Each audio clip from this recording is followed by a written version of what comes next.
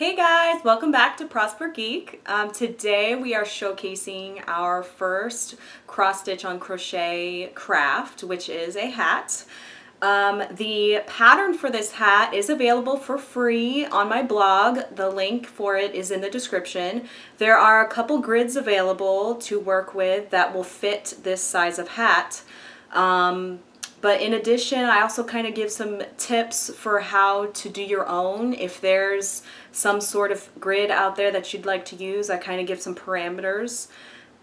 So basically all I want to do is talk about the materials needed and kind of go over some examples, and then you'll be on your way. So I had a lot of fun with this one because I've made a lot of crocheted hats in the past, but actually working cross stitch into them was something I've wanted to do for a while. So I had a couple grids that I wanted to use, and I kind of had to, it was hard to pick. So this first one, we've got a silhouette of Sherlock Holmes, which I think is awesome. I may end up giving this one away or making another, I'm not sure. But I also have a second one I'll show in just a moment. But let's talk about the materials needed real quick. It's very easy. Basically, you're going to need a main color of yarn to make the actual hat out of. So like for example, the main color here is black. And then you're going to need a contrasting yarn of, your fancy, whichever you'd like. So in this case I used white. And then you will also need, of course, a crochet hook and some scissors to snip off your yarn, and a yarn needle. A yarn needle is basically a ginormous needle that has a blunt end. The eye of the needle is it's large enough to easily stick some yarn through. You'll definitely need that for the cross-stitching part.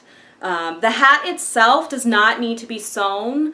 The hat is made in the round, and we close off each round as we go, so there is no need to sew the actual hat.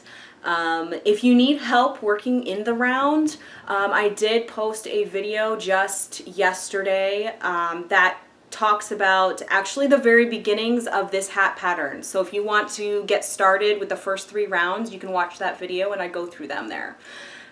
So let's look real quick. The second one is probably, I like this one even more. Okay. This one's more my style. I love the red. Put my hair back. All right. I love the red, and then I just did a black flower. Which I thought was really cool. The only thing I didn't get a chance to do when I was working on this project is I really wanted to do one with like a motif that kind of went all the way around, but I didn't get a chance to do that, so maybe this weekend. I am planning on doing a finishes video this weekend of the stuff I've been working on off camera. I know I do a lot of like time-lapse videos of cross-stitch projects that I've been doing, but there are some things I've done definitely off camera that I'd like to show. So, and I've definitely got some works in progress going on too that are larger projects that there's just no way to do a time-lapse on. So I'm looking forward to doing that.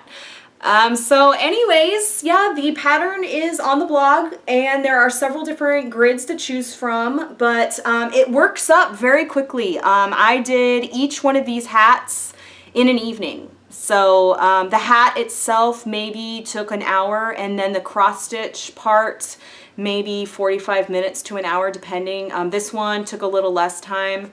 The Sherlock guy took a little bit longer. But so it all depends. But super fun, perfect timing for fall and winter, especially if you've got some folks on your Christmas list to get them some gifts. This is a perfect way to personalize something for them that's handmade.